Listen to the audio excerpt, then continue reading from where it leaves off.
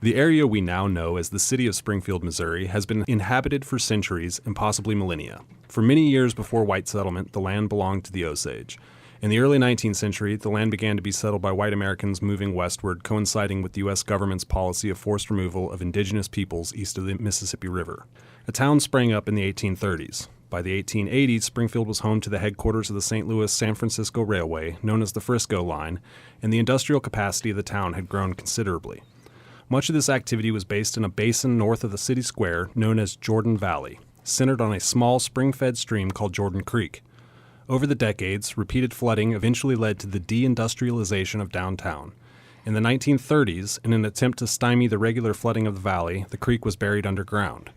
With the renewed Jordan Creek project, the city is now in the works of daylighting the creek and bringing it back to the surface as a flood-managed green space that could potentially revitalize this part of downtown. This summer, before construction begins, a team of archaeologists from Missouri State and GeoArch Solutions investigated the site for historical and prehistoric human artifacts. Today we are joined by Kevin Cupka-Head, director of the Warren Center for Archaeological Research, and Jennifer Rideout, a research archaeologist with the center, to talk about what that survey unearthed. I'm Patrick Needham. And I'm Jean Badgelon. And this is Talking History.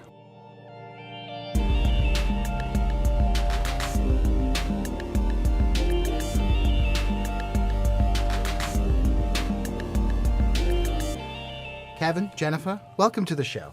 We've had a number of different experts on this show over the last year or so from a wide variety of academic backgrounds, but this is the first time we have hosted archaeologists. Maybe you could start here. What is the role of archaeology in historiography and the establishment of a historical record? Sure, that's a great large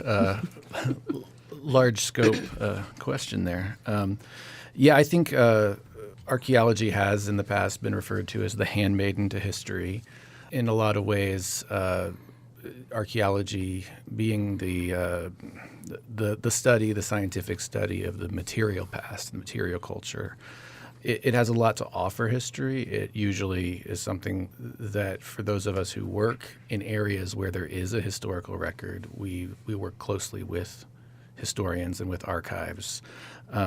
But that kind of gets to one of the main roles archaeology plays, and that's to look at the stories of people who are left out of history, whether it be the ancient past or from cultures and regions where maybe they didn't have a written record, or at least it didn't start until much more recently, but also the people without history in the sense that the people who are marginalized, people from groups that have been ignored or erased from history. Often archaeology is the only real tool that we have to get at those stories that otherwise are lost to the past. Yeah, I think that's a really important point. Often history, and this is not always the case, focuses on, let's say, written records, but not all societies have those written records. And as the old saying goes, history is written by the victors. So how do we learn about cultures and peoples who did not have written records? And I think that's a really important point, that archaeology has a lot to offer in that by looking at and interpreting material culture. And I think a lot of people perhaps, often think, archaeology and history are kind of the same thing. Every so often in the history department, someone will ring me up and say, I think I found a canoe. And I'm like, well, I work on 19th century Ottoman bureaucratic documents. I don't think I'm going to be able to tell you much about a canoe. But, archaeology is a distinctive discipline, which has its own distinctive methodology that is different from the kind of historical, classical version of, the historical process. So why is it important for an archaeological team to go in before a large construction project like this that's going to drastically upend the landscape in downtown Springfield? Well, I'd have to say what we like to teach our new students is archaeology is a non-renewable resource.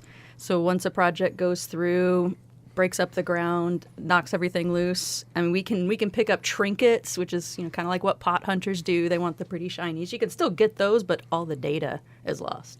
And that's what's important to archaeologists is the data, like how things were in the ground related to each other.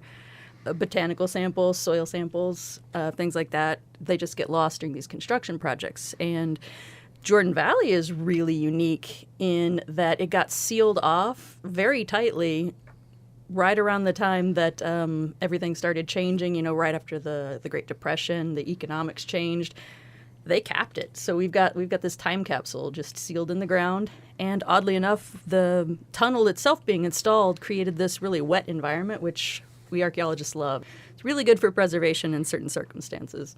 So we've got this lovely time capsule that we get to take a peek at before they try to put everything back to how it used to look. That's so fascinating because I think an archivist who works in history would probably not be too happy if there was dampness involved. So what can the archaeological record tell us about Jordan Creek and Jordan Valley before the establishment of Springfield? Well, more broadly, we're looking at things like ecological reconstruction of what that landscape would have resembled when indigenous people were active on the landscape prior to, say, the 1830s, and then also assessing, the changes that have that the landscape's undergone since, in a relatively short period of time. When you think it in terms of, humans have been in Missouri for, upwards of 15,000 years. And, we're looking at a tremendous amount of change and transformation that occurred in just 180 years. And, we're looking at the timeline of occupation and activity. So trying to date things is always something we're, as archaeologists, are concerned with. And we have various ways of doing that. We can, use the absolute dating methods, the scientific stuff like radiocarbon dating, which most people, I think, are familiar with. And then also the relative dating, where we find things like, say, a spearhead of a certain shape and type that has been found in various other contexts associated with deposits that have been carbon dated. And so we kind of have an idea about what time period that might relate to. And then you can extrapolate what the things around that are also from that time period. Right. We're always looking for these intact layers of soil, intact layers of features, things that are sort of like Jen had mentioned, time capsules, capped both from a starting point and from an end point. And if we can refine the date range for those, then we can say a lot more about the artifacts, the material that are coming out of those contexts. I think there's a lot that was found that is specific to after the establishment of Springfield or from the establishment on. But really some of the most significant finds of this project is that there is still intact archaeology, that pre-contact layer, and we have indigenous, artifacts and features that could date back as far as, 8,000 years. Right there in downtown Springfield. So, which is really impressive. 200 years into urbanization, we still have the original ground surface from the creek when we first showed up here. Like we found 2 hearths. So like campfires, you kind of snuff it out after you're done at your campfire, but you've repaired your tools around the campfire, you've cooked over it, had a little snack, stuff fell in there and got charred. We've got 2 of those that are completely intact from whenever they just got covered over. Speaking of dating, we'll be able to, hopefully, we'll be able to get a good date from some of those charred remains. That's exactly the kind of stuff we're looking for with respect to the carbon dating. So you mentioned finding quite a bit from historical Springfield from the early days of settlement.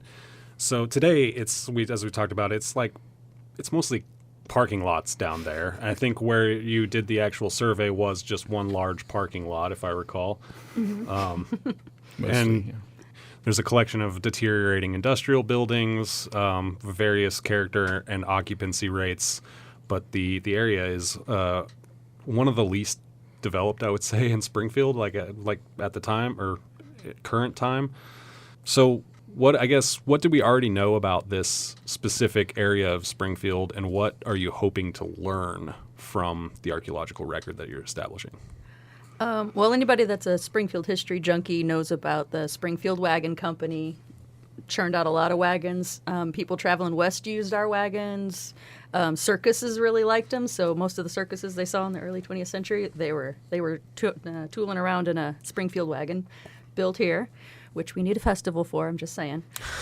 But we knew about that, and we were actually expecting to find a lot of that because it was a pretty extensive area that they built.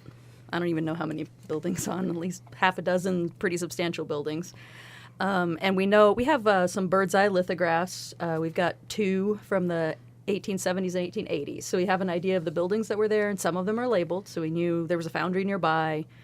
We knew there was a tobacco industry, an early textile industry. And there's a few mentions which I had overlooked. I've been through those records many times, and I'd overlooked the references to the tannery that was originally set up in the valley. So it's there, but it was hiding because it didn't make it on the bird's eye lithographs, and the family didn't have any descendants to pay their subscription to have a big bio put in the Springfield history books, like a lot of the other families did. So we knew about some of the businesses that were there, but we had several surprises. That like the first one was a little worrisome at first when we came down on a row of boxes. We were a little concerned. It probably didn't help that I called Kevin and I'm like, so we found boxes. Yeah, you said we found a row of wooden boxes. About 6 feet down. It's like, and they're like, oh, not those boxes. These are open boxes. So we did guess right when we started researching. We did find the little allusions to the original tannery that was set up in the 1830s. It was actually one of probably the first 3 or 4 businesses set up. And we don't know, maybe he died unexpectedly young, and his wife sold the property off. So we think that like as soon as they abandoned that, there was a couple of floods almost immediately after, and then the wagon company got set up. So that tannery is probably sealed fairly close to how it was when the original owner died. It's probably most of it. And we ran into one row of those tanning boxes where they would actually like soak the hides to get the skin and the fat off of them. That's it's fascinating because you, Kevin, described archaeology as the handmaid to history as a kind of, but really there's a reciprocity there that like you're using the historical record to guide your archaeological survey, and then further elaborating upon that historical record with what you find. So, I mean, that's just interesting to me, like how well the two disciplines fit together despite being radically different in approach. Right, and it's exactly this sort of surprise find that I think exemplifies how the two disciplines work well together. Because, what was a little footnote in the historical account now has more significance because we actually have like very well preserved material objects that will probably be in an exhibit at some point. That people will go and see, and so that now becomes a much more significant part of the historic record as well, because it has that tangible artifact that you can go and see in a museum. And I think that also Jen had mentioned what we know. A lot of what we know is from snippets of maps that are just a snapshot of 1 year or one 1 week probably of the city. And we only have a few of those over decades. Versus in photographs are the same way, right? And so you get a lot of these little moments from one perspective. But then once we dig and we open up these beautifully stratified soil columns, you get this kind of condensed time depth that you really can't get in any other way. So flooding and land management plays a crucial role in the story of the rise and fall of Jordan Valley. So this renewal project, once again, will transform the neighborhood. And as climate change, progresses and the land evolves, think ahead 200 years. What will future generations of archaeologists deduce about our current era, the city, the people, our way of life, if they were to dig down to the exact same spot? Well, I mean, there's optimistic answers and pessimistic answers to that question for sure.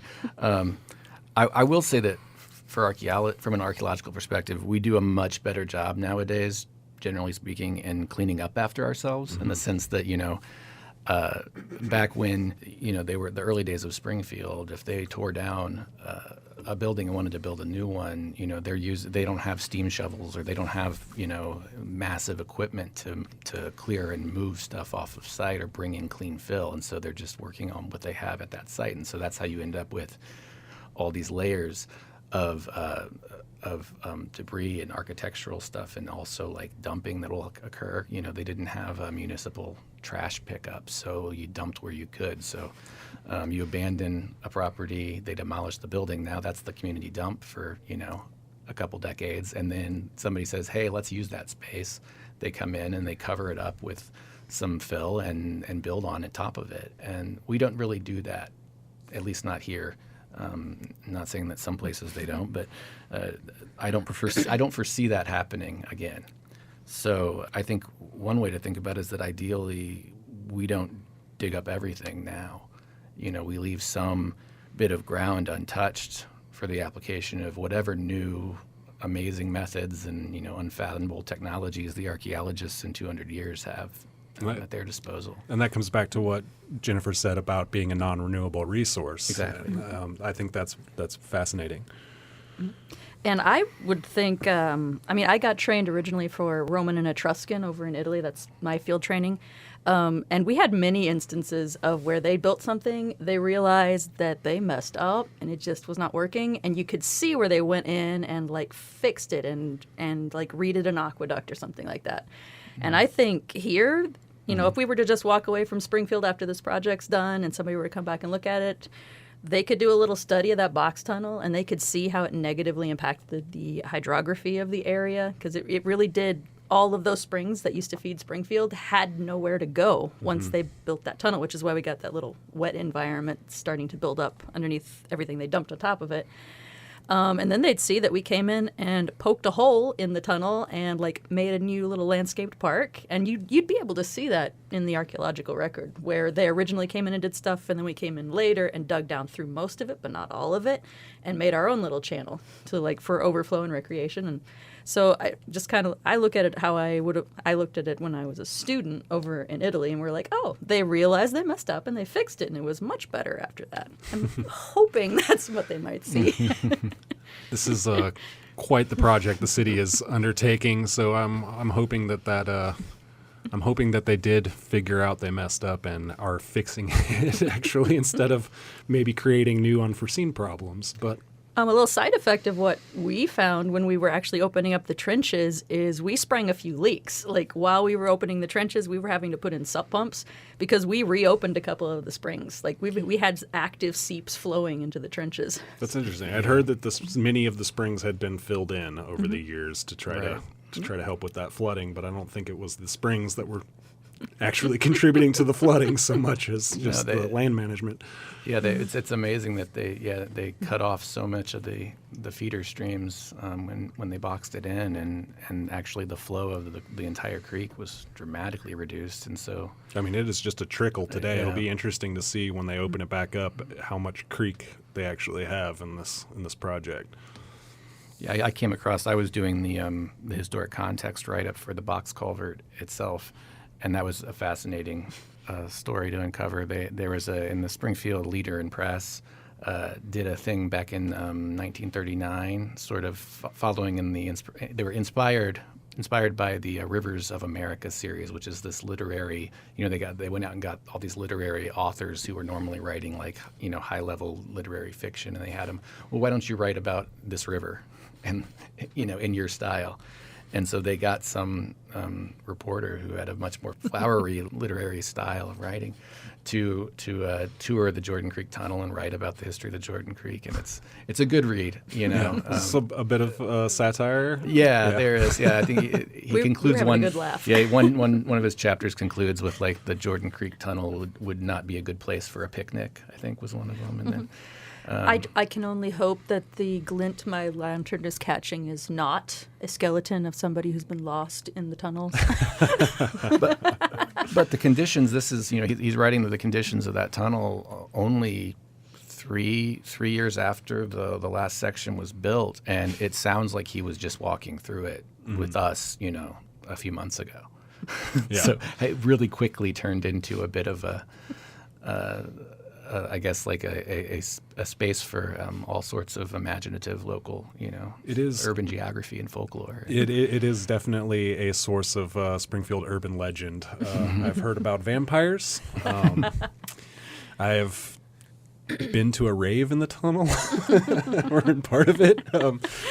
There's a lot going on there. It's an interesting part of Springfield history. So to kind of bring this back around to the beginning of the conversation and to continue thinking forward a little bit.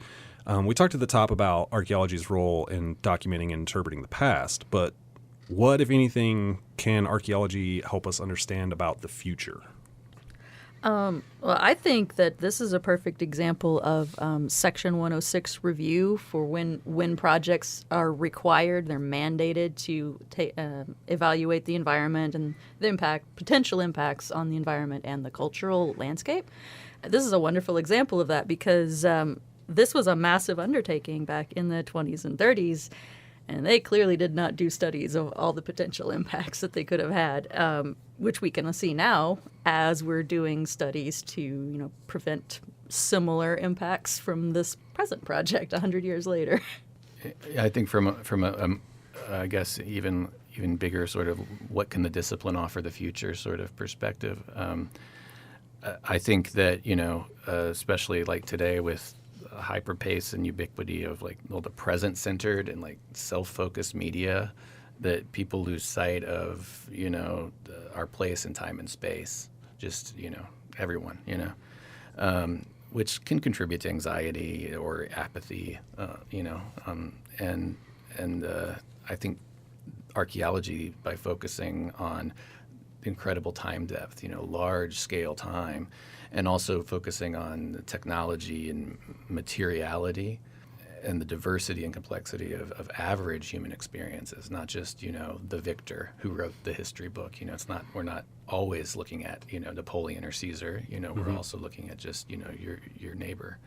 I think that can create a greater appreciation for our contributions that we leave on this planet, our legacy, and understanding that history is dynamic and intentional and a malleable product.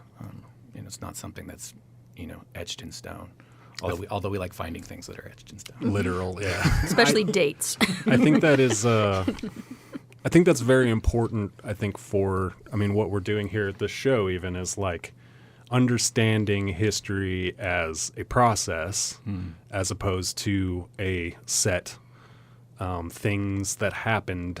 Like as we know that they happened. History is a process, and it's uncovering what happened, and it's constantly changing as different people give different perspectives on those events, as new perspectives from primary sources are found, often thanks to people like archaeologists. I think that's something I'd really like to drive home to the listener, is that history is living and not stagnant.